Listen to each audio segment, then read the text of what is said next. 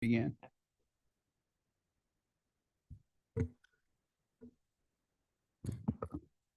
Good evening, everyone. I'd like to call to order the Wednesday, September 25th meeting for the Lower Makefield Township Electronic Media Advisory Committee. Welcome, everybody. Hello. We have 4 members of our committee here and Monica Tierney in the audience to help us kind of go through the agenda and answer some questions. The first agenda item is old business, and our committee has been exploring putting together research for a long-term plan for the township so that residents have a single sign-on for everything that they want to do that's township related. Right now, we have different systems and different platforms for our park and rec, for the website, for a community engagement platform called Zencity. And when you want to apply for a permit or something like that, that's yet another portal. So what we're trying to do is find one platform that can streamline all these sign-ons in one place. So it's also easier for township staff to manage. Dave Kratzer and Dave Kelleher and I met with a company called CivicPlus. They've been having meetings and talking about the different options and packages that are available through the company CivicPlus that would be appropriate for Lower Makefield. So what we're looking at to start this process is we're evaluating the proposal that CivicPlus has given us. And the first step is to move the website and the park and rec piece kind of merge and be on this one platform.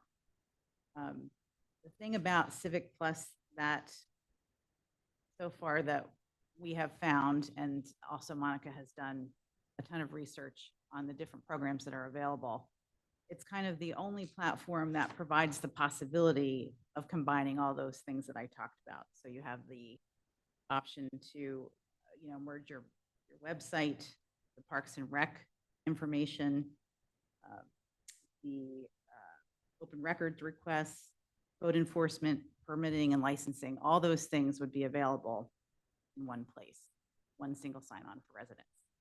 I hope that makes sense. In considering a strategy and the proposal from CivicPlus, we have some kind of questions and concerns to walk through before we make any motions for recommendation or like that. So I guess maybe have any questions or any points that you want to software. Well, one of the things when we met with CivicPlus, we really didn't go through the Park and Rec portal to understand more about the Park and Rec. It was more about the website, the current website, and how it would interface with the office, the township's business, day-to-day business. So I know we have Monica here. Why don't we, if Monica, do you mind just telling us a little bit about Park and Rec and CivicPlus, how the integration would work?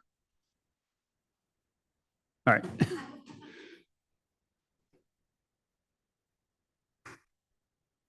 As far as the integration, or what are the the services that you think would work best for Park and Rec? Well, going through the modules myself and meeting with CivicPlus now, I've met with them several times over the past 3 or 4 years.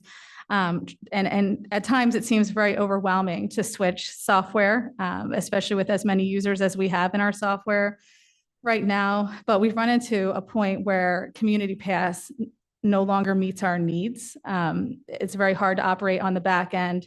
It's difficult for residents to sign in and get things, that they need to do. So then they end up calling us, and then we end up, helping them. So something that's a little bit more user-friendly is what you'll find out of this. And with time, if we are going to use a single sign-in to do all things community, this CivicPlus does make a lot of sense.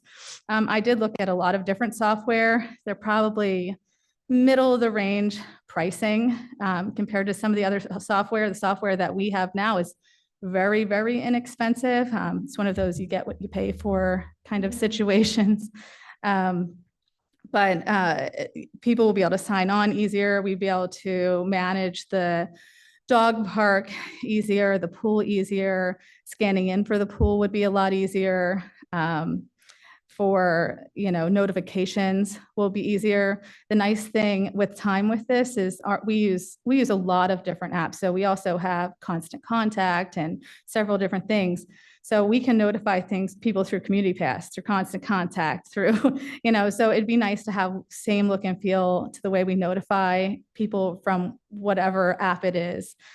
So this has the opportunity for mass communication also.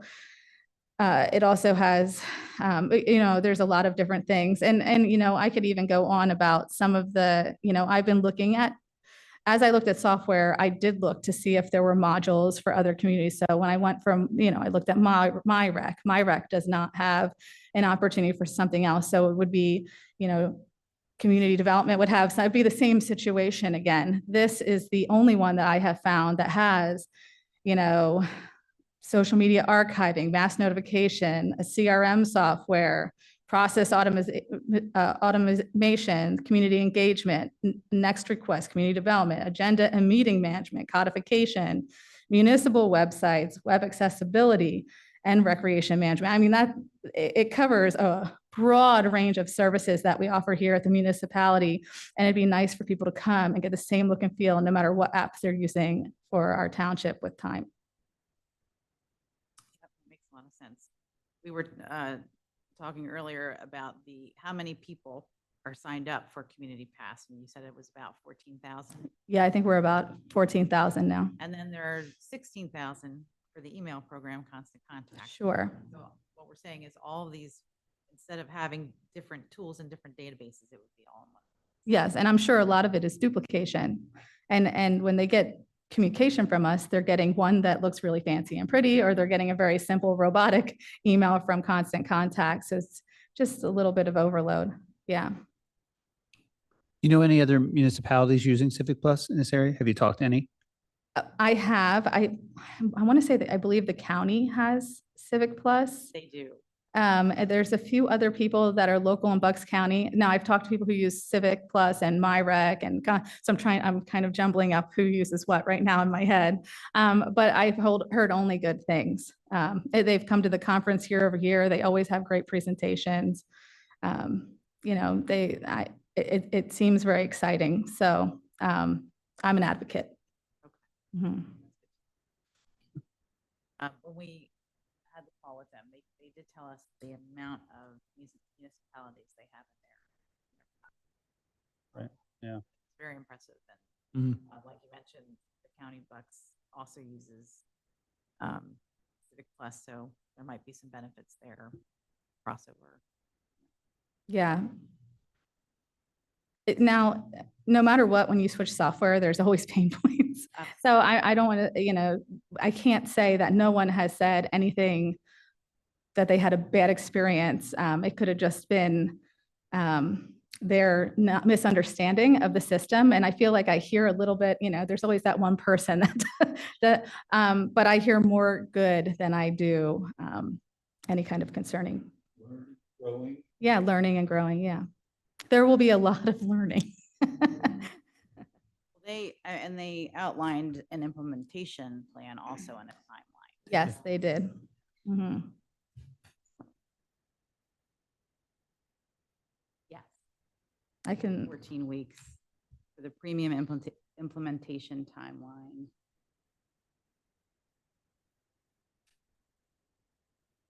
Yeah, and they So- offer virtual training. We can make this available on the website too. Sure. But just to, Oh, and one big thing, this is actually my most exciting thing about recreation, is now so for the pool, we take about 7 documents per registration. For the dog park, we take about 5 documents for registration. Right now, everything has to come in paper. When we switch over to CivicPlus, they have a document management system. So people would just take pictures or scan their documents, put them in the account themselves. We get alerted that it's there, and all we have to do is look, rather than us have like tons of files and cabinets full of paper. So that's something that is, I was trying to look at the list so I didn't miss anything, but document management is something that is huge. So it's like adding staff for you.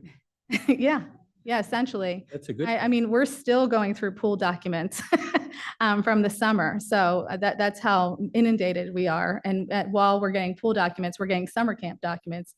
That's like 14 documents and signatures that we need from each parent.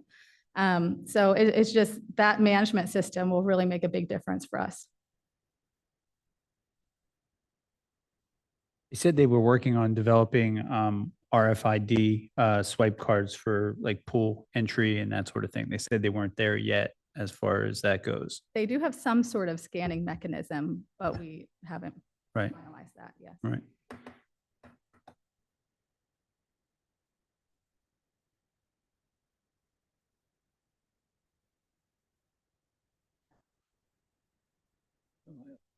I like the staff benefit. I like the consolidation of all the responsibilities. If it performs, it must perform, or people wouldn't be buying it. Yeah. Yeah.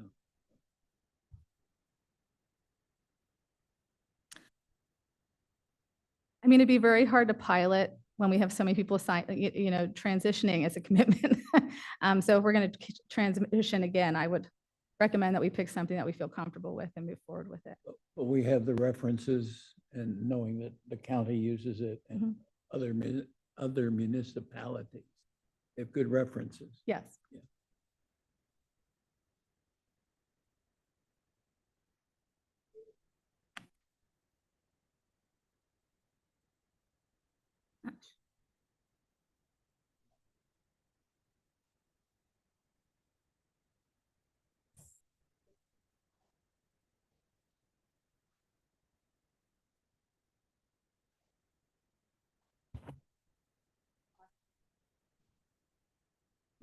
This software would be almost.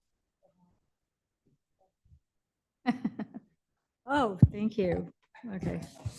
Now, I was just going to ask if CivicPlus would cost as much as the multiple systems you're using now. As far as for my department is Mhm. all I can speak on, it's going to cost a little more than what we have now, But also save you but also save us time. time. So, So, ebbs and flows. I don't know, I don't know how much the other systems cost in the other departments. and and then there's the non-quantifiable advantage for the citizen of LMT, who's only got one place to put all these documents, and it facilitates sign in for so many different things. So I just go to this place for pool, same place for my permits, same place to get my kids signed up for camp. I mean, I would be the first to hop on board. I'd be glad to be that person. Then that'd be a way for us to see how the system works, how everybody likes it, and maybe it'll just take a little while it seems like a lot to take on all at one big bite. So, I mean, I'm looking at software currently. We're in a position where we really need it in the next couple of years. So I'd be glad to be the first, Civic Rec module. And then if we needed to add from there, we could add from there. And we have references and recommendations from other users that the company is responsive to the needs of the user, I gather. I mean, yes. They gave a lot of examples in the presentation. Right. That, They never tell you negatives, but Sure. but Well, we feel good about it. Yeah. They rarely tell you negative. The initial investment to use the Civic Rec and to move the website over to this platform is $39,772.50. That's the initial investment. And then the annual recurring services are a bit less every year. It's $32,137.50.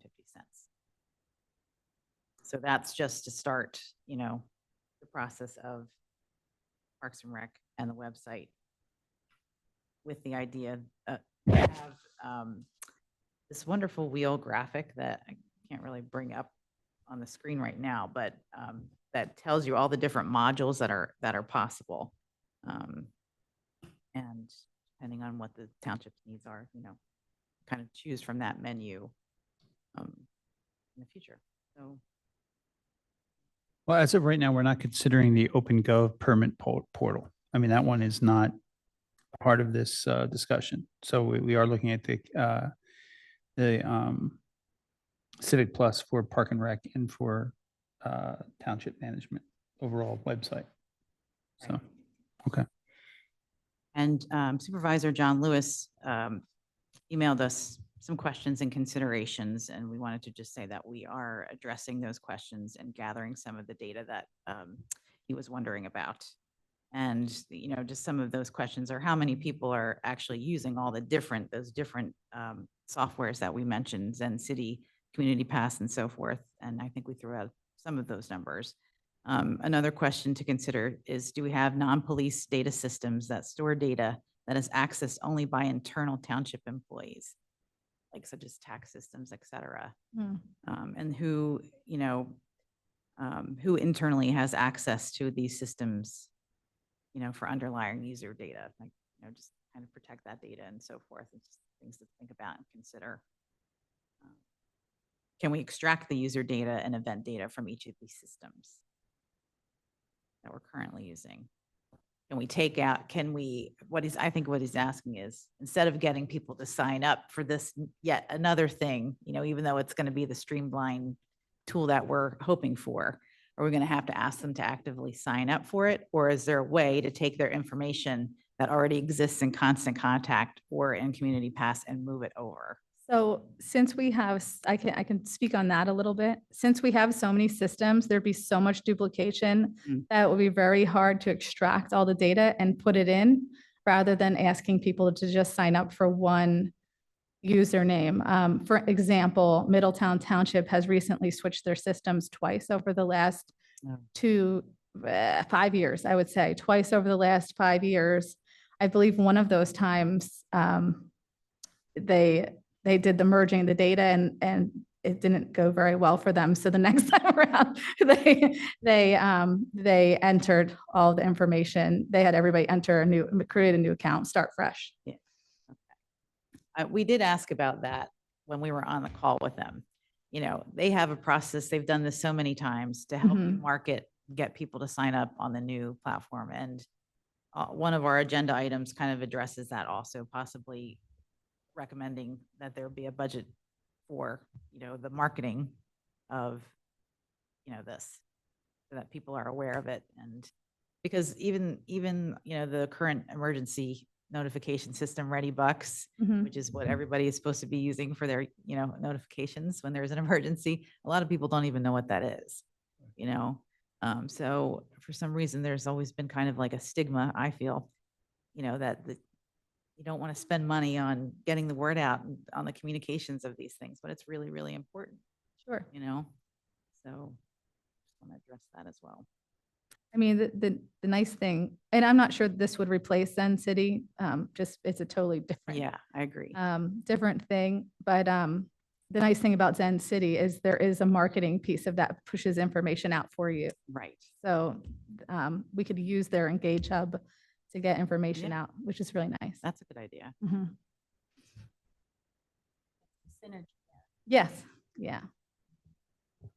And what that does, if we can explain that a little bit, I think I know, but you can jump in. But basically it sends out, you're kind of targeting certain characteristics of people in the area through social media. Is that how? Social media and other sources, Okay. you know, uses, to be honest, I can't fully explain how they do it, but they use maybe like the zip code or the area, and they try multiple different mechanisms to get the information out. So you'll see Zencity posts, Right.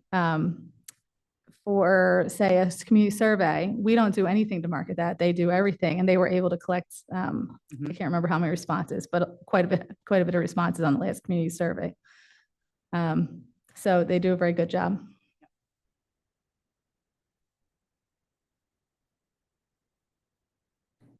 So until we can get these answers back to John, should we then propose to the board that they move forward with, so I guess the proposal would be to move forward with budgeting for CivicPlus in both the Park and Rec and the township website. And again, make the recommendation to budget for it and then get these answers, and then the board will make that decision. I think that we could put together between the four of us, like a strategy document, you know, that kind of outlines the logic of why this makes the most sense.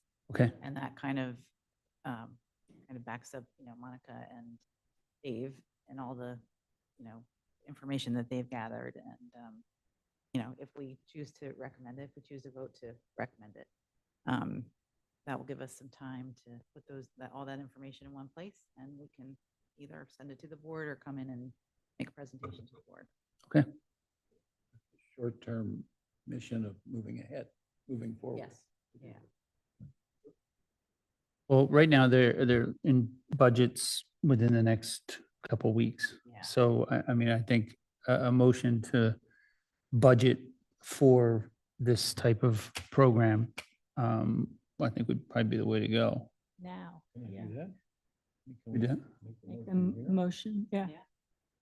Well, I move we follow that strategy and recommend that funds be allocated for these systems and these changes, and we'll follow up with specifics and wait John Lewis's response to his questions that we will attempt to answer. We will be able to answer.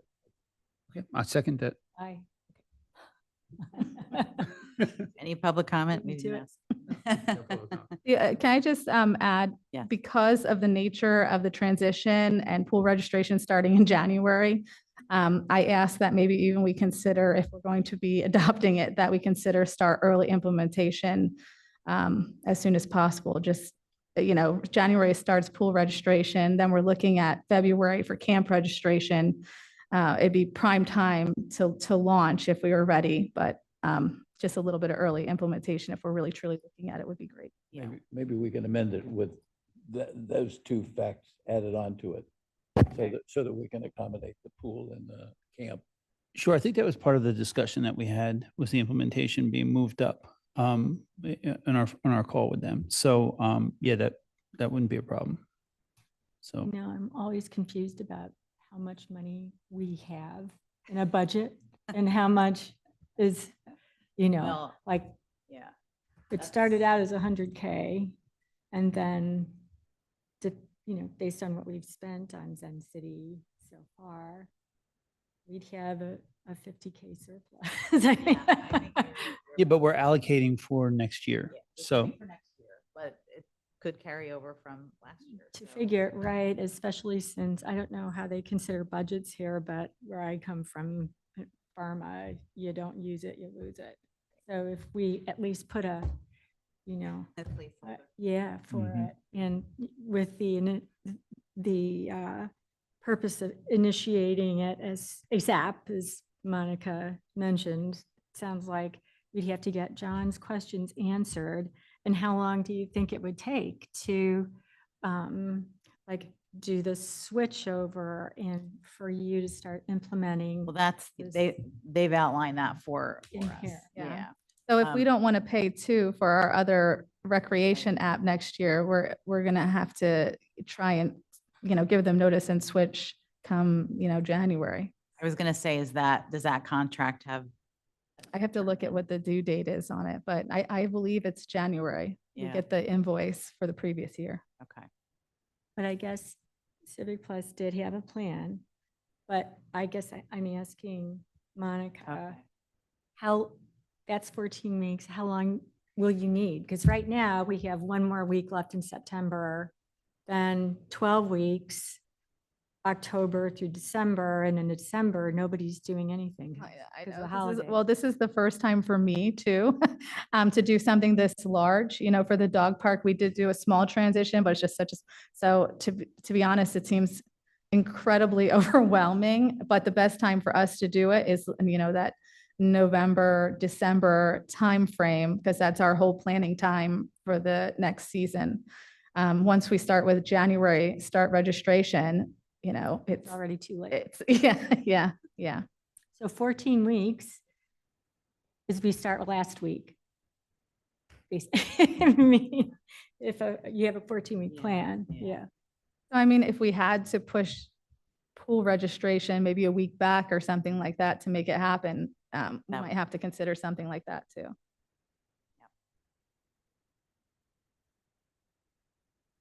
So I believe a formal motion was made by Fred.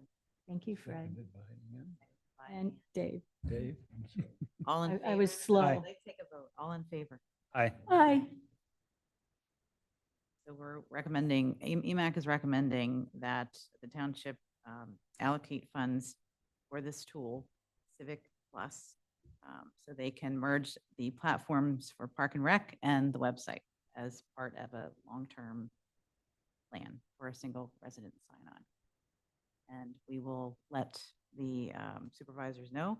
We will document this in a strategy plan, which we will present to them. So that's what will be the next step here. Yeah, that won't be the first time they've seen Civic Plus's name come up either, because it came up in context of the Zencity decision, right? So they're already familiar with it.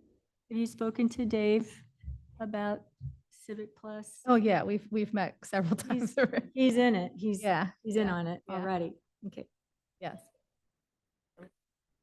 Dan Grenier just joined. So then I guess we're moving to new business.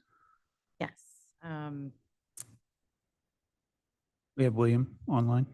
Okay. So under our next agenda item, new business, we are looking at an AI/technology tool for Parks and Rec, which would help them gather insights on park use and residents. And again, Monica's been researching these different options, different softwares, and one that she's very impressed by is called Placer.ai. And we have Representative William Okay. Hauk here Hauk, from yep. Placer. Hi, welcome. Thank you for joining us. Absolutely. Thanks for having me. Yeah, and he is going to walk through the tool. And I think you're going to share a presentation or share your screen, or do you want to give us an intro or go ahead? Yes, I will share my screen. So I'll go ahead and share that now. What I was planning on doing, I talked with Monica beforehand. I was planning on taking up about like 15 minutes so I can give a quick introduction on Placer, who we are, what do we do, how do we even get the data. From there, I can jump into the demo, just walk you guys through the platform, show you what kind of data and reports we're able to offer, and really how it's helping other parks organizations. And then I can open it up to questions at the end. Does that work? Sounds good. Awesome. Are you guys seeing my screen okay? Yes, we do. Yes, we can. Awesome. All right. And I'm not going to go through a whole slide deck or anything. I just got a couple quick slides here. So some quick background on Placer. What we are is we are location analytics. So we are leveraging mobile location data or cell phone data to provide what we call market intelligence on any physical property in the United States. So you can look at the entire township, downtowns, parks, rec centers, pools. I mean, you can look at, there's a ton of use cases. So, I mean, you can look at businesses, shopping centers, but obviously today I'll focus on the parks, and rec side of things here today. But so we can provide insights into how many people are visiting these locations, where do these visitors live, work, where else do they go? What are their demographics, psychographics, as well as some additional data and insights that I'll show you here in just a second. A kind of quick history on us. We launched commercially about 5, coming up on 6 years. We have over 1,300 Civic clients today. In the state of Pennsylvania, I think we're around 40 to 50 customers. But just to give you an idea of who we are working with locally. So Northampton Township, if you go across the border to New Jersey, Township of Robbinsville, King of Prussia, Township of Maple. We've got a lot of civic organizations within the Philadelphia area that we're working with, but it ranges from your cities, counties, economic development organizations, park districts. So like I said, there's a lot of use cases for the data, and I'll touch on the more specific use cases here in just a second. But obviously, seen a lot of success in the space. Really why we are seeing the success that we are comes down to how we get this data. What we did is we partnered with mobile apps folks would download on their phone, just everyday apps that people are using. And we embedded code that allows us to observe the location of that device. The key thing is, though, is we are not collecting any personal identifiable information. We have no idea whose device this is. We just know that it's a device, and we just know the location of that device. Take a quick pause there. Any questions on that? Or Monica, anything you want to add there?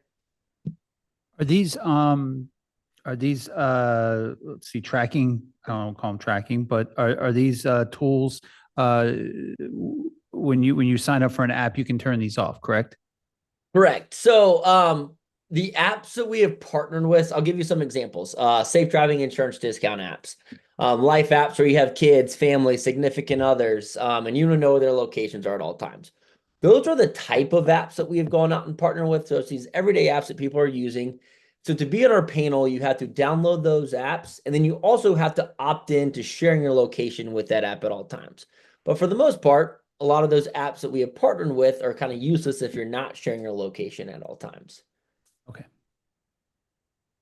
We have roughly 25 million mobile devices in our panel, so it's statistically significant. It's almost 10% of the US population. So if I could ask a question. Yeah. So in terms of tracking where people's locations, if they have an app that tracks their location and they assume that the location is being tracked because it makes that particular app more user friendly, let's say, for the app to do its job. They don't know, are they made, I shouldn't say it that way. Are they made aware that other people may use their information for other tracking purposes other than just for use of that app? So there's no like, hey, Placer is, you are, by opting in and sharing your location, you are going to be in Placer's panel. There is no notification there, but essentially the steps are, yep, you download one of the apps that we've partnered with, and then you opt in to sharing your location. They are not made aware necessarily that Placer is, that you are now in Placer's panel. But all we are collecting, the only data we're getting is an anonymized device ID and the location of that device. So in terms of, and maybe you'll get into this and I'll be quiet. Tell me you will, and I'll stop asking the question. When, in terms of all the different types of information that when in your intro, you said, different types of information that we can use to identify who's there and what they're doing, where they're coming from, all that stuff, right? Different layers. If we're just getting location information, it seems to reason that other information coming from that, not necessarily identification information, but characteristics of said user would be made available or also being tracked. Is that a true statement? That's a great question and great point there. So what we're doing is we are observing the location of these devices at all times. So we're not collecting any PII, but we're able to get demographics, as I mentioned. And how we get demographics, and I will show you in this in the demo, is what we're doing is based on the behavior of the device, we can pick up on whether someone is a resident of Makefield or they're an employee or they're a visitor. So for example, let's say, hey, this device is typically at rest 9 p.m. to 7 a.m., 5, 6, 7 days out of the week. We can assume that's their home location. And when I say home locations, it's not to a point where we can go knock on someone's door. What we do is we just map that to a census block group. So just all the home locations are randomly placed on a census block group. And so that's actually how we get demographics, is based on the census block groups. Which is a larger it's a larger geographic area is what you're talking about. Exactly. Yes. No. And I'll show you that. I can show you that here in the demo. Yeah, I was going to say there's some helpful information on the proposal that was submitted by Placer.ai that gives a little bit more specifics about what you're asking, Dan. I think, for example, the actionable insights include accurate visitation counts for any locations, true trade areas displaying frequent visitor density by home and work locations, visitor demographics, psychographics, interests, and time spent at relevant locations. So that point there, that makes it sound like it is collecting more information than just location. So I think that's why it's a little bit confusing. Yeah. So no, we're just observing the location of the device. So we're looking at physical properties, and we can tell you, hey, how many people came here? But since we're observing the location of the device, we can say, hey, this device was there for 2 hours. This device was there for 6 hours, 7 hours. Hey, this device was at the Target before it came to the park, or the device left the park and then went to a restaurant. So all we're doing is we're getting the location of that device. So we're not collecting anything more than that. But since we're observing these devices at all times, we know how long it was there. Based off of the behavior of the device, that's how we can pick up on things like home locations. As you look at things like that visitor journey, where else that device goes. So we're not collecting anything else in addition to the location of that device. Okay, all right. And then, so it says you're tracking where visitors are coming from, where they're going to, and along which routes. Ability to sort by audience type, visitors, residents, and employees. Yep. Things like that. So area analysis showing traffic counts, plan development, and crime data. Okay. I mean, that makes it a little bit more clear for me, but it does sound like when I first read this, it sounds like a little bit more information was being collected than just who's coming and going and what time and so forth. So. But you guys have partners who collect the demographic and psychographic data. I'd sure like to hear what are in the psychographics bucket too. Yeah, absolutely. I can definitely touch on all of that. And yeah, so Okay. we did go out and partner with other data providers, and you'll see all that. I think once I jump in the demo, it'll start to make a lot more sense here. What I'll do is I'll show you guys this last slide. Then I can get into the demo, and I think it'll really start to kind of paint the picture of what we're able to do and offer. But I did just want to show you guys this real quick. So this is these are not the end-all be-all use cases, but for the most part, these are really what our civic organizations are using Placer data for today. So I know obviously today we'll focus on Parks and Rec that you'll see here in the middle. Monica and I also talked about things like event analysis and understanding how many people are coming to events and where they're coming from, and better attracting sponsors for those events. We talked a little about like recovery and growth and stuff, but like, I mean, we have economic development folks that are using Placer, tourism, folks that are writing grants. There's a lot of other use cases in addition to Parks and Rec, but obviously today I'll center the conversation around parks. But just wanted to, I'll leave the slide up here for a second and let you guys get an idea of what people are actually using the data for.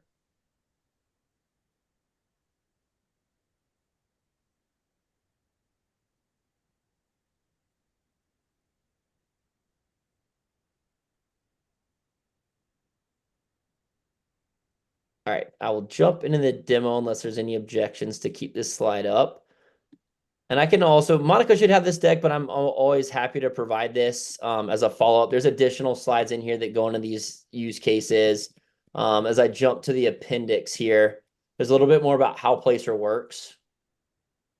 Accuracy of the data, coverage. This kind of represents the multitude of apps that we've gone out and partnered with. So there's a lot of additional information in here, but just for the sake of time, let's get into the demo here. Okay. All right, so basically what we're doing is we're just going to geofence any physical location, property, whether it's a park, a rec center, whatever it may be. So you'll notice like there's the country club that's over here geofenced. Here we have Makefield Park. So there's this gray little box that we have geofenced. So any mobile device from our panel that enters that geofence, we're going to register them as one of our panel visits. So I'm now going to pull in what's called the property report for Makefield Park. Just real quick, you can always come in here, change venues, remove them. You can add other locations and properties to analyze. So if you wanted to look at multiple parks simultaneously, you could do so.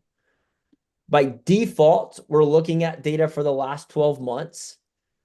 The great thing about Placer, though, is you have the ability to look historically as far as January 1st of 2017. So Monica can go back and look at park usage as far back as January 2017. Any events that took place, you can go back and look historically at those events. And then it's also near real time. So you can see data as recent as September 22nd. So it's only ever a 3-day lag. If I log in a Placer tomorrow, I'd see data for the 23rd. I'll now explain these metrics because a lot of the reports are based off these metrics. And so it's important to understand these. So as we look at Makefield Park, the first number we'll call it is panel visits. That is us just being transparent. Here's how many mobile devices from Placer's panel that have been to that park. So of those 25 million, 15.2 thousand have been to Makefield Park in that 12-month time frame. We're then using our algorithm, and this is kind of where the AI comes in, to extrapolate those panel visits out. And we're going to get visitors and visits, which are more so the numbers that you guys would care about. So visitors are the number of individuals that have been to Makefield Park. The visit frequency is essentially how often does one of those individuals return, which is going to lead you to the total amount of visits. So these 84,000 individuals made up a total of 506,000 visits in that 12-month time period. Did I explain that well? I think so, yes. Awesome. I'm just thinking about how Macclesfield has a lot of kids who probably aren't included in those numbers if they don't have cell phones yet. Exactly. So they would not be included in the panel visits, but they are included in that extrapolation. And that's really why we're as successful as we are, is the accuracy of that extrapolation. So we take into consideration things like, and I can kind of touch on this in the demographics as well, but like our algorithm is going to take into consideration person per household, percentage of households with children, average ages. So the panel visits, that is going to exclude children. But as we extrapolate that number out, that is going to include children. I see. Okay. Yep. Yeah. And these visitors and visits, they're back tested, whether it's someone who sold tickets to an event and they know how many tickets they sold. We work with retailers, Target, Best Buy, Whole Foods. They know how many people are coming in and out of their stores. They got store cameras, traffic counters. So companies like that, we can back test our data against, and we see we're typically in a 93 to 98% accuracy. So the panel visits is an exact number. The visitors and visits, they are estimates, but they're highly accurate estimates. Okay. And please, while we're looking at this, this is not the whole Macclesfield Park. It's only the first 60 acres. So there's a whole nother. So I know you're like, you're looking at these numbers, you're like, wow. And then you take another 40 acres and add it on. It's wow, wow. So where I'm a little confused or just not yet totally informed is this, does this system allow you, when it's recording my phone, because I've come to Macclesfield Park to see a game, is it capable of sending me a message and telling me not to turn left when I leave the park because there's been an automobile accident? No, because again, we're not collecting any personal identifiable information. So we have no idea that it's you there.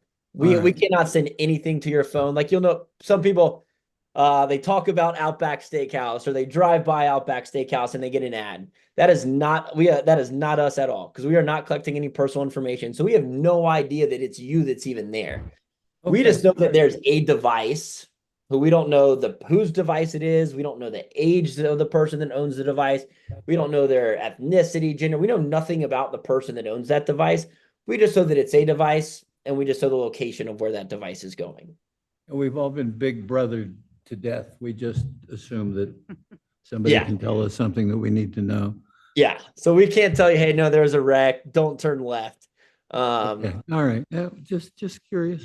We're giving insights into physical properties around how many people are coming, and additional insights into that, versus like tracking people. That's not what we're doing. So, well, you mentioned that you mentioned that you have some large company clients. It sounded like. Is any of this information then packaged up and sold to other clients, or is it strictly that data strictly for Lower Makefield's use, or is it going? I don't know who your clients are, but I'll say a Walmart, because I think you might have said Walmart or something. Yeah. Is that information being packaged up and sold to other clients of yours? What, when you say packaged up and sold, what do you mean? Well, like many companies that gather data on users, whether they're tracking apps or not, often sell that information for use in marketing, right? So it's much like this might be used for analyzing how folks are using our parks or some other township assets, depending on how it would be deployed. Yeah, clearly folks that are somehow related to commercial real estate would have similar interest, right? Yep. Because this is foot traffic, so you want to see where those feet are going. And you have a central database of that information across geographies. So that would now it makes me curious if information that that you're collecting through partnership with Lower Makefield, if that goes to anybody else, or if that's solely the data for Lower Makefield's use. So we own the data, and yeah, like commercial real estate folks, that was actually the first vertical we ever got our foothold in. So when Placer first was founded, CBRE, JLL, Macerich, Kimco, a lot of those real estate companies were actually the first people that we went after and signed up to use Makes Placer. sense. Yeah, makes sense. So they're not getting any data from your usage at all, but they can. So you have coverage across the entire U.S. So yeah, I mean, if a broker at CBRE wants to look at a shopping center in Makefield, they can create a geofence for that shopping center, and they can understand how many people are going there, the demographics of that. So we're not limiting anyone geographically, but they have the exact same UI that you guys have. So it's like basically how, like, you sign up for Placer, you're getting a login into what you guys are seeing on my screen today. So as a user, you'd have a login and password, and we're a SaaS model. So we're basically just giving you access to our data through the Placer platform. Which I guess for your other you're probably collecting this information in Lower Makefield to begin with for other clients that have logins if they put a geofence around some location in Lower Makefield. Is that fair? Yeah, so we have coverage across the entire US. So you can look Right. at any physical property in the US, and we can tell you, and you can analyze it with certain restrictions. Like, we're not going to allow people to go geofence military bases, elementary schools, women health facilities, like stuff like that. We deem sensitive POIs that we're not going to allow someone to go geofence. But yeah, there's a broker in Texas that wants to look at Makefield, he can do so. I got you. So we're basically paying for access to the data. Correct. It's already being collected. Okay. Correct. Yes. All right. There's a lot of stuff I want to show you guys. So I know we're kind of running over here. So let me just, I'll kind of. I don't want to bog you down. Just have one more quick question. Yeah. Sorry. At the very top here. So panel visits, those are the number of people who have visited the park who had the app on their phone? Exactly. That's of the mobile devices that we're observing. So of those 25 million, here's how many that went to Macclesfield Park. Okay. And you're extrapolating that those people may have family members that were with them, and that's where you get the number of visits? Exactly. Get visitors and visits. So visitors are individuals. Some people come back more than once, which is going to lead you to. All right. Thank you. Thank you for clarity. Thanks. Absolutely. So those are your visitor and visit counts. We can also break out that visitation over time. So in this case, we're looking at daily visits. You can also look weekly or monthly. So again, as you're looking at parks, you can understand things like seasonality. Are these parks starting to see an increase or decrease in usage? Is it remaining pretty consistent? I think Monica mentioned there was a lot of like sports going on in September. So, I mean, you can see a lot of these big spikes on Saturdays where there's sports and tournaments and events going on. So like some of these days, like these larger days, there's upwards of close to 8,000 visitors or visits on a single day. So obviously from a parks perspective, this one allows you to analyze usage, but you can decide, all right, what parks do we invest in? What parks are being utilized? What parks are not being utilized? But these first couple reports are purely just around those visitation counts. The trade area will show you the home locations of those visitors. So again, since we're observing these devices and based on the behavior, hey, this device is typically at rest at this location at night, 5, 6, 7 days out of the week. That's how we're getting home locations. And we can also analyze work locations. In this case, we're looking at a minimum of 1 visit, but I can increase that visit frequency to get a sense for, hey, what are the more frequent loyal visitors? Where do they live or where do they work? So Monica can start to understand, are these parks serving more of the local community neighborhoods? Does this park have more of a regional pull? As you can see, I mean, you can zoom into more of a neighborhood level. You can also zoom out, look more state, regionally, even nationally. Obviously, you can see there's a little bit of a barrier with the river there in New Jersey. Like not a whole lot of people are coming from New Jersey. It's mostly coming south and west in PA. So that's just kind of the heat map. We can also quantify those visits by zip code. So, I mean, you can see 44% of the visits are coming from that Morrisville zip code, that 19067. About 6% are coming from that 18940 zip. And you can see this map is interactive. So now you got an idea of how many people are coming. You got an idea of where they're coming from. Kind of to some of the questions around there as around like demographics and psychographics. We can show that here in what's called our audience profile. So this is just a polygon that represents the trade area, but I want to show you guys this just so you get an idea of how we are actually getting this demographics. So I mentioned those census block groups in the beginning. So we can get more granular than zip codes and get into census block group. So here are visits by census block group. And that's how we're actually pulling in demographic information. So what we did is we went out and partnered with other leading data providers, and we have made that data available here in Placer. So mostly demographic and psychographic type data sets. We have census data in here. Census goes up to 2022 right now. I'm showing a data set called Pop Stats. I like showing Pop Stats because I call it census data on steroids. It's just updated more frequently, and there's a little more depth to it. So you'll notice we're looking at 2023. But it's giving you things like, all right, what's the household median income of these visitors? What is the average age? Households with children, education levels, gender, ethnicity. I mean, you can really start to dive into the demographics in terms of who's utilizing these parks or who's coming to an event. A lot of parks folks are using this data as they apply for a grant, showing, hey, if we apply for a grant, who is this grant going to help or serve? I know someone else mentioned they wanted to see psychographics. So we have things like behaviors and attitudes. So we partnered with a company called AGS. Basically, what are these people into? What kind of food and beverage do they like? They're beer and wine drinkers. So hey, if we're having an event, let's have some beer and wine vendors. I had someone that was with the park. You'll notice there's a health and fitness category. They noticed that a lot of people coming to the park were yoga enthusiasts. So they decided to have someone come do yoga in the park like every other week or something like that. So these are more like kind of those psychographics, these interests of these people. And this all comes from partners that we've gone out and partnered with from a data perspective. What's Sleepless in Seattle? I have to ask. I do not know.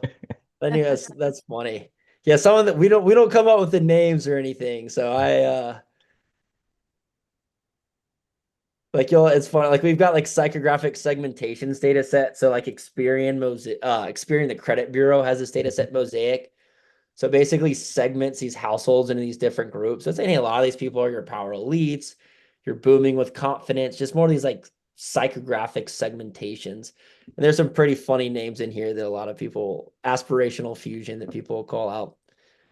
And by the way, what these bars just represent is whether it's over indexed or under indexed compared to the national or state average. I want to show one other thing that Monica wanted me to touch on. I know we fielded a lot of questions at the beginning, so I just want to touch on this real quick. Again, since we're observing these devices, we can tell you, all right, when people are coming to a location, where are they coming from? When they leave, where do they go to? So that's where we can get into this visitor journey. People are coming from the Wawa before the park. They're leaving and they're going to the Wawa or the Continental Tavern, the pizza and restaurant. So that spider chart just showing the top 5. We can show you that entire list, and it's actually 29 pages of locations. But this is great, like as Monica and parks are trying to get sponsors. Hey, we're looking at sponsors for the park or sponsors for an event. What other businesses are people going to that we can then go ask to sponsor an event, for example. It's also great for retaining sponsors because you can show, hey, if there was an increase in visitors coming to the park and then going to their business, that their sponsorship had a return on investment and had an impact. We can also just show you favorite places in general. So this isn't necessarily before or after, but how you would read this. Of the visitors that have been to Makefield Park, 55% of them have been to that court at Oxford Valley. And then last thing I'll just show you guys as I jump back to the overview, and you mentioned this in the proposal. So we do offer things like routes. So what are the routes people are taking to get to the park? So for a park, where do we place signage, or there's an event taking place, where do we place signage for that event? We can also get into things like, all right, what times of the day are busiest? So this park's typically busiest at 7 p.m. What days of the week? Great for staffing purposes. Visit duration. So how long are people staying? So a lot of data here. I know I went through that quickly, and I know we're a few minutes over. So I will wrap up there and open it up to any additional questions that you guys have.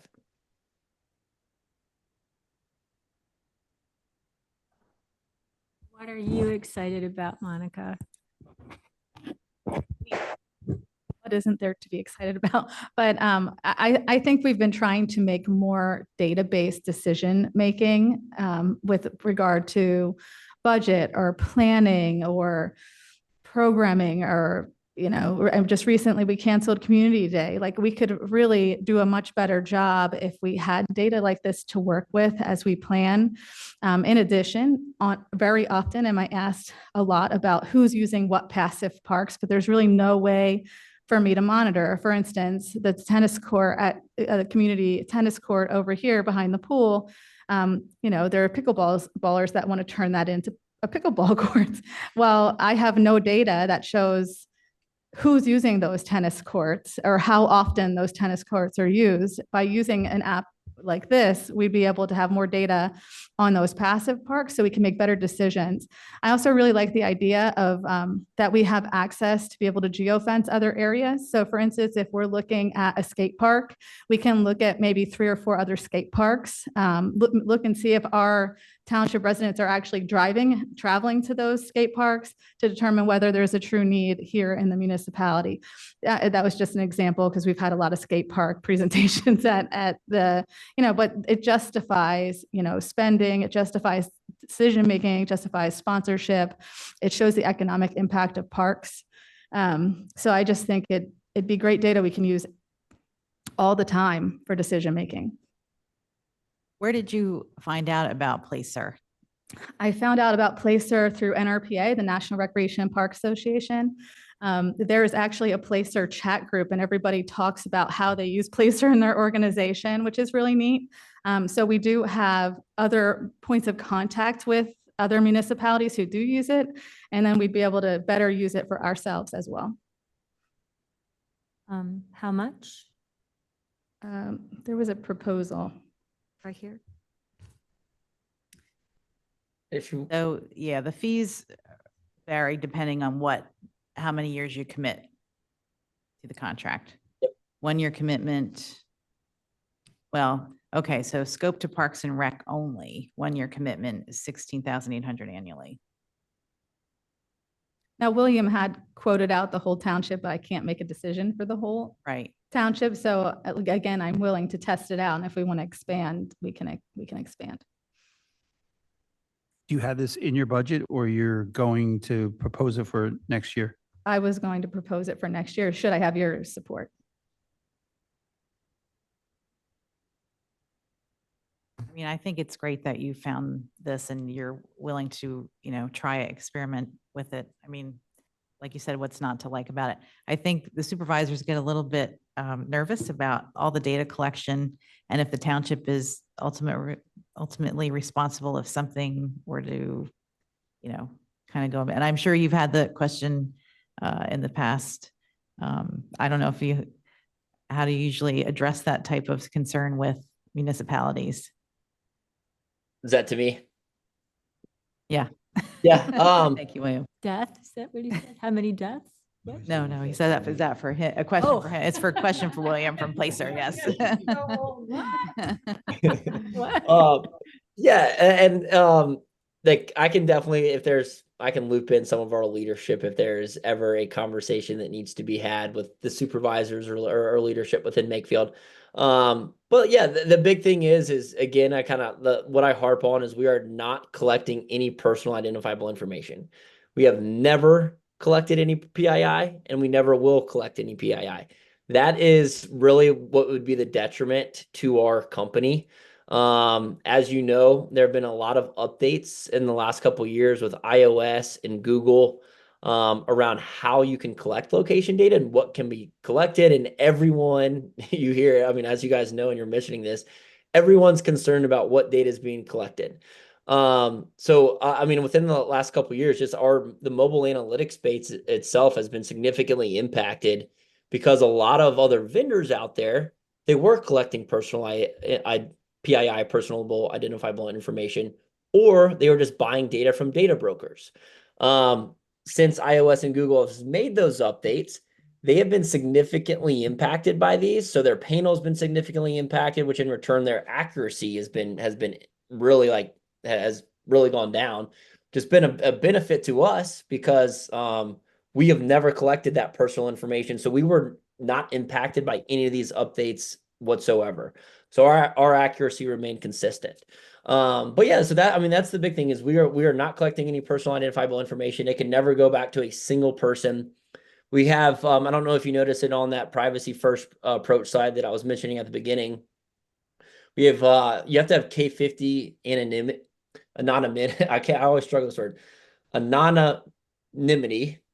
So we are not going to produce data on a location at a given time frame if there are not at least 50 panel visits. So we have to have at least 50 panel visits for someone to pull a report on a location. So that's really why what I would say to someone that's concerned is this can't go back to anyone. Because all we are getting is an anonymized device ID and the location of that device.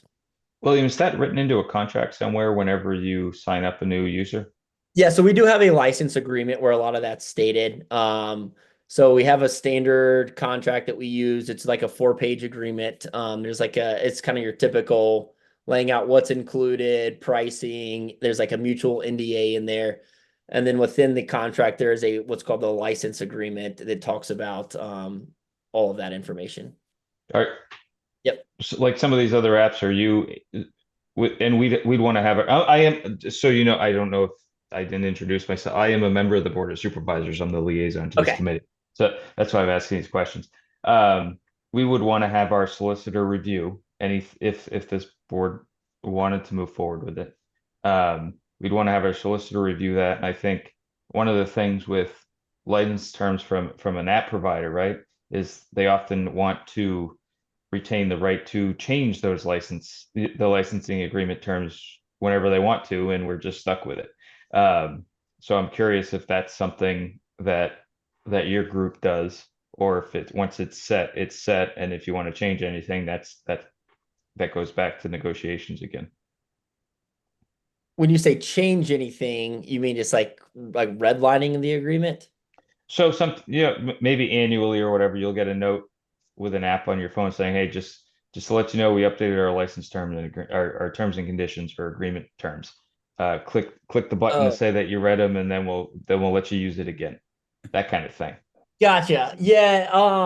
I get what you're saying there. That's actually, I've never been asked that question before. I don't even think we do that within the UI. Yeah, that's a good question. I don't think we're ever changing the user agreement or license agreement. But that is absolutely a conversation that I mean, yeah, our standard practice is, I mean, with almost every city municipality I work with, there's typical solicitors, legal reviewing, going through red lines. So that's kind of standard practice for us. But yeah, I don't think there's ever a time where we're pushing out a notification that, hey, to keep using this, you need to accept our updated terms. But yeah, I can definitely follow up with our leadership if we do ever change the license terms, but I don't think we do. And just, I've seen your proposal. I've had it for a bit. I don't recall seeing any terms and conditions that go along with the proposal, like we would get from, say, a township engineer or some other vendor. Is that something that you've provided to date or could provide ahead of any future discussions? Yeah. So just an actual agreement with all the terms. Yeah, absolutely. I can get that together. So yeah, what Monica has is just kind of just a boiler template proposal that we use just to put some numbers and kind of what's all included out there in front of people. But yeah, I can absolutely get an actual agreement together that would include all those terms in the license agreement. Appreciate that. And Awesome. for the committee, just big picture, I mean, I think we are looking at an overall digital strategy, I'll call it, for the township that kind of incorporates all of the different software, websites, et cetera, data collection type systems that we have. So it's trying to get single user interface type of an approach. So this is one of another tool in that toolbox that we're looking potentially to integrate. So we got to figure, we want to see how we can do that. I think, Jill, you got an email from John that I talked to him about ahead of time. So that's sort of where we are, generally speaking, irrespective of Placer. So I don't want to harp on that. The main thing from a supervisor perspective, as we go into budget season over the next month or so, we're going to start having budget meetings, is that we have a lot of, for better or worse, we have a lot of competing asks, some, versus, the budget this year is going to be a tough discussion this year and next year. So things like this, that are $15,000, $16,000, $20,000, depending on what it is, right? Anywhere from 15 to say $25,000 a year, are a difficult thing for us right now to jump on board with compared to some of the other items that we're trying to address. So we also are looking at it in that context as well to see how it fits into the overall budget versus other things that we have to do. And so that's nothing against the service or the software. It's just the monetary decision that we have to do for our taxpayers to make sure that we're providing them all the services that they require within our budget. So that's nothing to do with Placer.ai or you, William. It's just the reality of being in budget season. That's all. Yeah. I have a couple questions about the technology quickly. So you're using cell towers to follow these apps, correct? I mean, the Not apps even are- cell towers. We're just using location services within the device. So we don't even Okay. I mean, you could be in somewhere where there's no service, but location services still work. Like you might not be able to make calls, and this it's really for like emergency purposes. Like if you're out in the middle of nowhere and you go missing or something and someone needs to track your phone, they have the ability to do so. We're not tied into that, but we're just using the location services on the device. Okay. So if somebody lives within that area, say just outside the park, how would you see the difference whether they're in the park or outside the park? So there's a like as you can see, like we're creating that geofence. There is a plus or minus a few feet of wiggle room. So I mean, if someone's across the street, yeah, they're far enough away where we're not going to capture them. If someone is walking alongside of the park, or they're like sitting on a bench next to the park or something, and they're a few feet away, we may or may not capture them in the data. But we do have a default dwell time of 10 minutes. So someone needs to be in that park for at least 10 minutes for us to capture them as a visitor. But you can change those dwell times if you want to increase them or decrease. As a user, you'd have the ability to do so. But our default dwell time is 10 minutes. And I'll say, and kind of to my point earlier that I think Dan brought up around real estate, we can look at shopping centers and we can geofence the individual businesses within a shopping center that are right next to each other. So we can tell you how many people came into the Jersey Mike's and how many people came into the Verizon wireless store that's next door. So we can geofence those, and obviously it's a small wall there. But so it's pretty precise to a point where it's only an error of plus or minus a few feet. Okay, but that location information is being captured on the phone, but at some point, either through Wi-Fi or cellular, it has to be uploaded somewhere, correct? Yeah. And I'm not a solutions. I'm more on the sales side and not really on the back end side. So Okay, I'm not completely inept to how the what's the exact process and steps and methodology we're using, but I definitely have folks on my team that can have that conversation if need be. okay. And the apps in which that are collecting the data, you supply those, do you supply a list of all those apps to us? We don't, all our app partners are under NDA with us. And it's more so for competitive reasons, because we don't necessarily want competitors out there trying to go sign exclusive with our app partners. But it's a multitude of apps, and I don't think I can share my screen again, but in that slide deck, there was a pie chart that shows you the kind of the categories of apps. So it's ranging from things like family apps, lifestyle, travel apps, utility, news. So that's kind of the categories, but the examples that I can kind of give would be like the safe driving insurance discount app, the life apps. Think of like gambling apps where you need to be in a certain state to place an online wager. So it's like apps like that where people need to opt in to sharing their location. Okay. Thank you. I have a question for Monica. Sure. In the upcoming year, Yeah. or say 2 years, what would this tool help you most with? What projects are you working on? What investments are you trying to decide to make over the next couple of years? I think it helped me a lot with, park usage and maybe better scheduling parks, with potential sponsorship agreements. It helped potentially with grant writing. So it could pay for itself with time, with just sponsors and grant writing, if we can acquire a few grants using the data.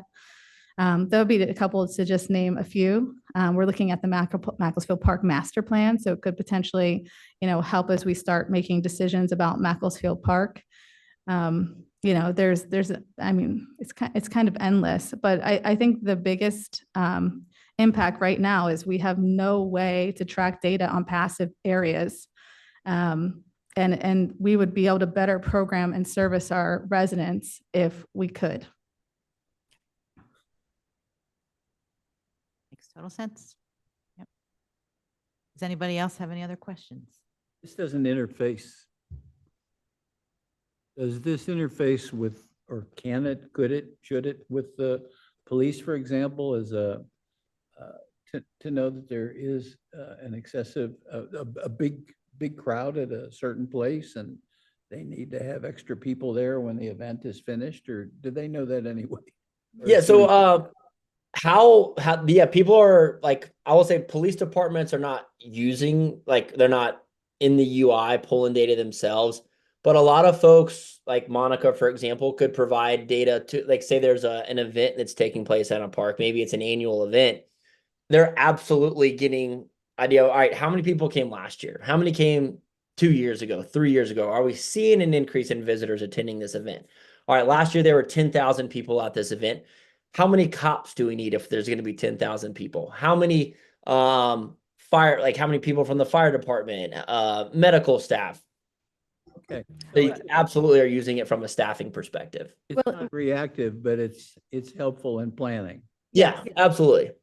And William, there is a three-day delay too in the data, but is it true? And just, I might be getting this wrong. You said you don't license to police departments. Is that right? Correct. We don't license to police departments, but obviously they're a part of the city and they are other folks that are using the data are sharing that information with them. We actually had someone that was looking at a park, and there was kind of a lot of vandalism going on kind of around the park. And what they noticed was they looked at Placer data. The park was supposed to close at like 9 or 10 o'clock. They actually noticed that when you looked at those hourly visits, that people were kind of hanging around the park around like midnight to 2 a.m. So they actually use that data to have a patrol car go kind of just patrol around that area. I know in the slide deck that was forwarded to us, there are some case studies that I think would be helpful for us to share with each other and the supervisors. We won't go into that right now, but of some use cases that had to do with Parks and Rec and so forth. So I think they would be interested to read those. Yeah. Okay. Well, thank you, William, for your time. We really appreciate it. Absolutely. Thanks, everyone. Yep. Thank you. I will William. Dan, I owe you an agreement, so I'll work with Monica and get an agreement together that you guys can review. Thank you very much. I appreciate that. All right. Thanks, everyone. Have a good night. Thank you. Thank you, Bye. Thank you William. very much. Bye. And Supervisor Grenier, I don't know at what point you jumped onto the meeting, but I'm not sure if you heard us talking about some of the points that Supervisor Lewis brought up. We kind of went through the list and we did vote there was a motion made to vote to make a recommendation for the CivicPlus proposal. So we said we will pull together a strategy plan that includes some answers to some of those data related questions that he had, and we will send that to you guys, and we can come back and, make a presentation if needed. I look forward to seeing the response. I appreciate it. Okay. Oh, I do have, no, never mind. We need to talk about how we want to position or move forward with the Placer.ai proposal.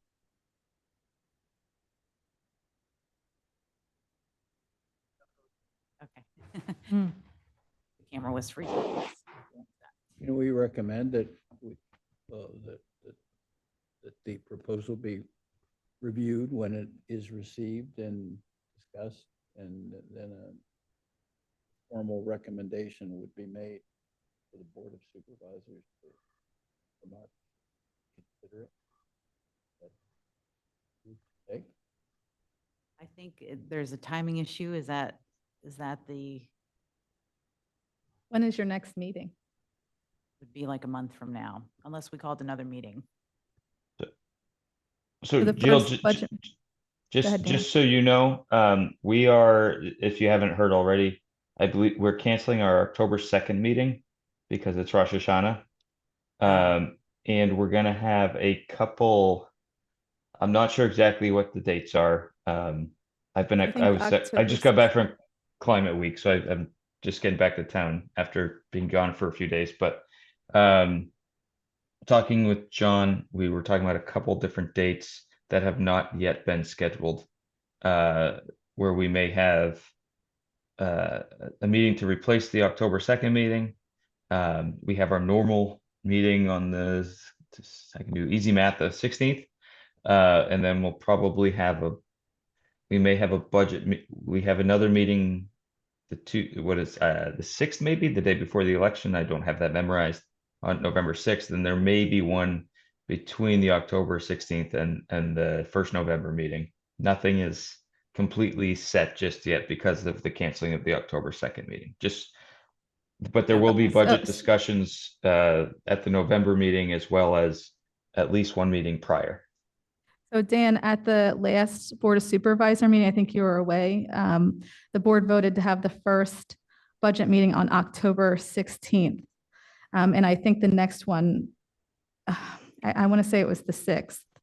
But I don't know if that's yeah. changing because of the cancellation. That's what I'm getting at. I'm aware okay. of all that stuff. Okay, So that's what we're trying to figure out, because of this October canceling of the October 2nd meeting may necessitate another one. That's what we'd like to hear. But in terms of, I didn't hear it. You were breaking up a little bit when you're mentioning, but I think I caught,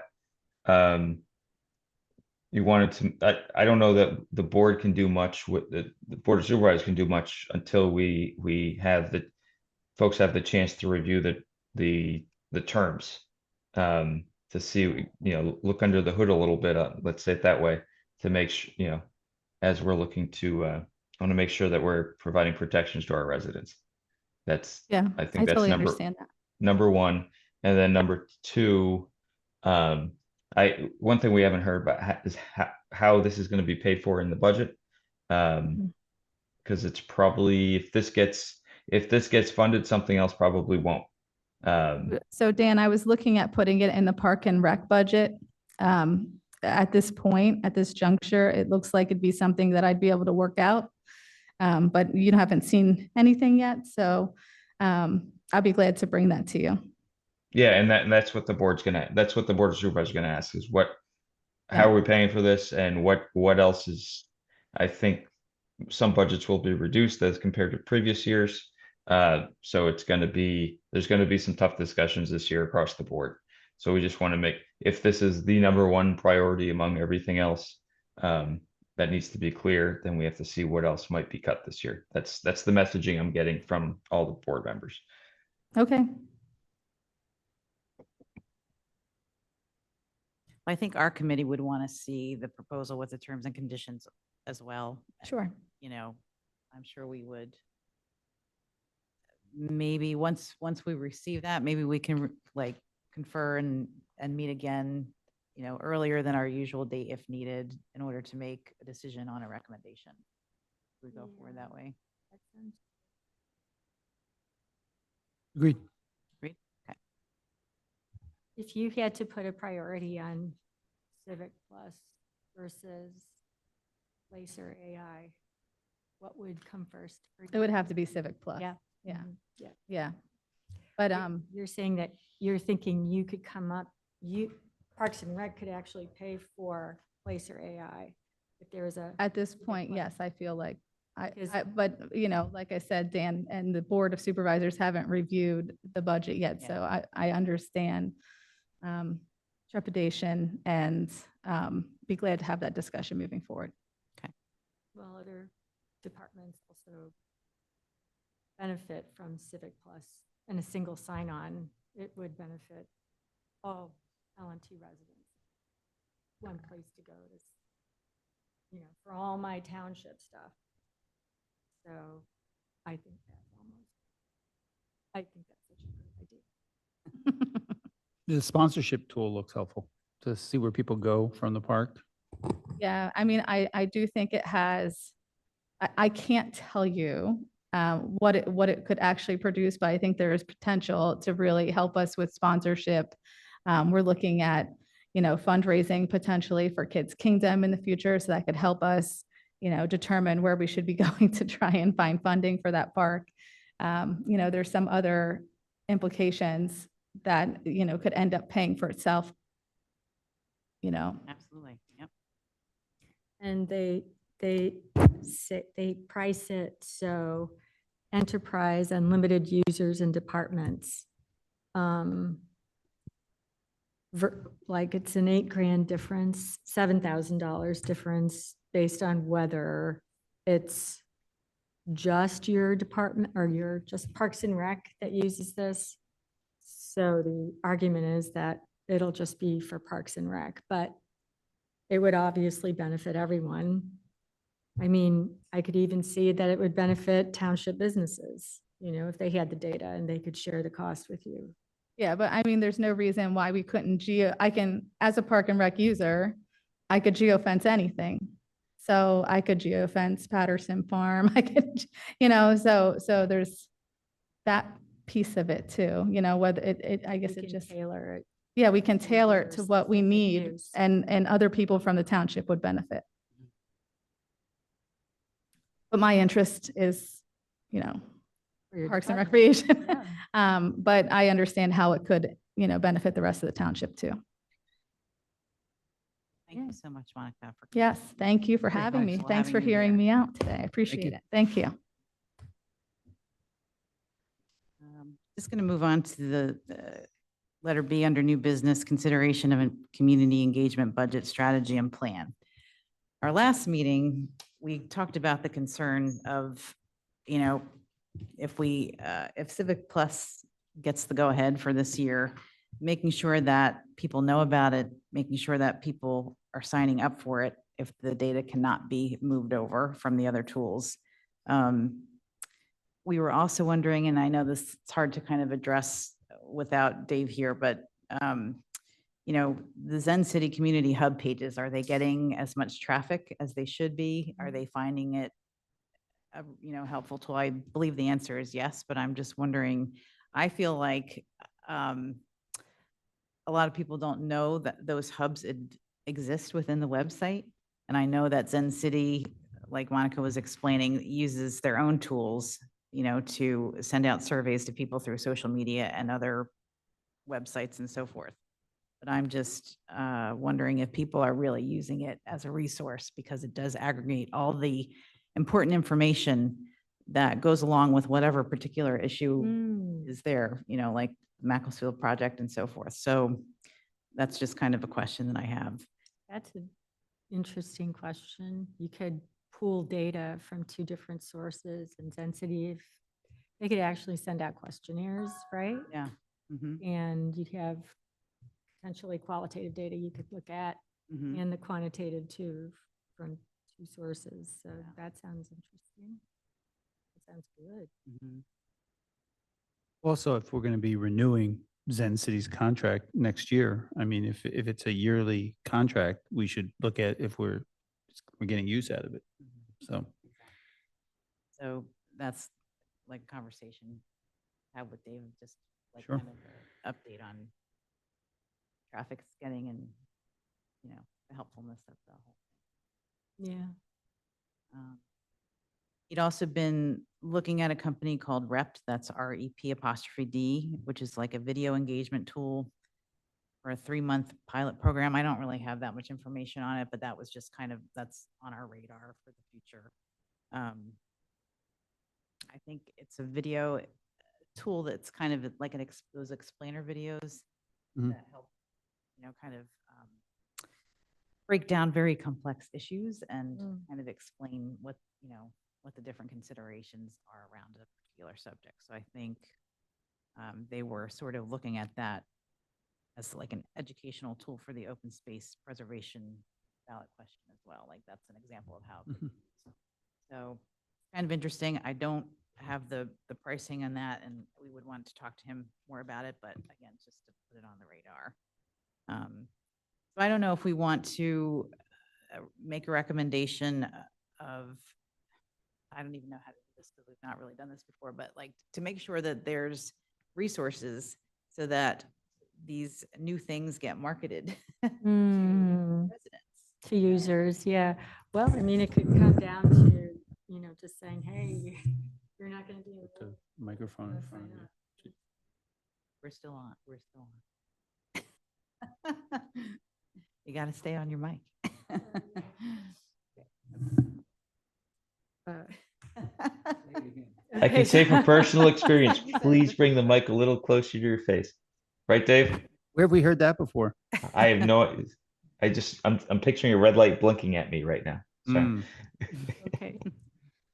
Well, you were asking, Monica, what do we do to make sure our residents use all these Right. resources? Yeah. But the CivicPlus tool, you would know if they had used it, if they had signed up for the pool, but their materials aren't in, or signed up for camp and things aren't in. And if you, it sounds like it's got the constant contact kind of module as well that can push communications out to residents Mhm. who have not done X, Y, or Z.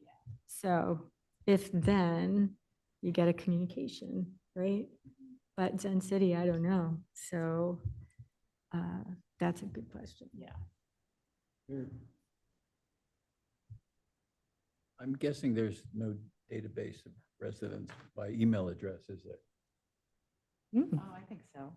I mean, Okay, so theoretically, could you send either an email or a snail mail, God Mhm. forbid, mailing to residents saying, here's the latest in technology in Lower Makefield Township. Oh, by the way, we have this new program called blankety blankety blank, and we're going to be aggregating all of these email addresses and making your life easier. I guess you could put it on the website, but Well, Monica's publication that comes out with, you know, announcements for all the classes. yeah, I'm just trying to reach the people that we don't normally reach. Okay, got That's- it. I'm trying Got to it, reach got it, got it, got it. everybody. Yeah. Good. Get it in front of them. Nice. The one way Well, to I do mean- that for now is we do have the quarterly, I believe, township Yeah. hard copy newsletter Yes. that does go to every resident or Right. close to it. That's probably the most comprehensive way. Obviously, we have community pass database. We have other database through the community development office, and then I have another one in my head that I'm just not remembering at the moment. You have your But social media channels, you have, So, yeah, you have yeah, the constant exactly. contact database. The thing Yeah. is, I find, I mean, you can put the message out through all those channels, but getting people to actually act on it is another thing, and it's very tricky. I mean, I'm just using Ready Bucks as an example. A lot, there are people that don't even know what that is, and that's supposed to be our community, our emergency system. Mm. I mean, I did an informal poll on the Lower Makefield is a great place to live Facebook group after it had failed to work, for lack of better terms, after some, I forget what emergency it was a few years ago. And about 18% of respondents said they didn't even know what ReadyBucks was.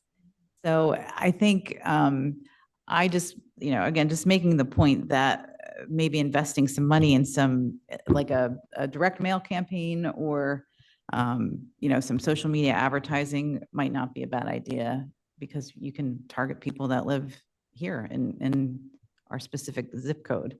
Reach your audience, reach your Yeah. users. And give them a prompt link to actually act on it. Might not be a bad idea. So, we can certainly make that recommendation. It's hard to tie a number to it right now, because I also don't know how much of the Zencity budget or fee is kind of allocated to that outreach, and we might be able to use, that to do Yeah, this as that would well. be really helpful if Yeah. we knew how much we're paying this month, like what is the communications budget, Yeah. and where is it going? An overall look. Yep, agreed. Good point. So we can ask Dave more specifically about that. Sure, sure. It's almost like having a marketing budget, really Yeah. is what it is. Mhm. What's going to be the marketing budget and how are we going to spend it? So, And I And- know that that's something some members of the board have been asking for years. And I think it's finally starting to happen. So getting that reinforced from you all is very helpful. So I don't think it was, I don't think it was pushed for quite some time, but I think it will be coming up. Yeah, And in other words, we are valuable nudgers. Keep it up. Nudge all you need, all you nudge, want. nudge, nudge. Flattery will get Oh, you well, a thank you. hundred. Well, that's good to hear, Dan. But Yeah. yes, it's true. I said this earlier in the meeting, and I don't know when you joined on, but there's been like almost like a stigma to spending money on communications. And it's really, it hurts you in the end. I mean, there's so many good things going on, but if people don't know about them, and if people don't know about the resources that we've spent money on in the past year, for example, the community hub pages for Zencity, what's the point? I mean, it's, you have to go that extra, quarter of a mile to just make sure it's out there. So, Yeah, and look, feedback is feedback, whether it makes you feel good feedback or it's critical feedback. You got to hear the feedback, right? exactly. And be willing to hear the feedback. And I think that's a big part of it too. Not just the spending money. But I think this board wants to hear it and needs to hear it and wants to get that information so we can do something about it, so we can act on it. great. All right. Thanks for joining us. Thanks, Dan. Thank you. I move to adjourn. I second the motion. Meeting adjourned. Thank you.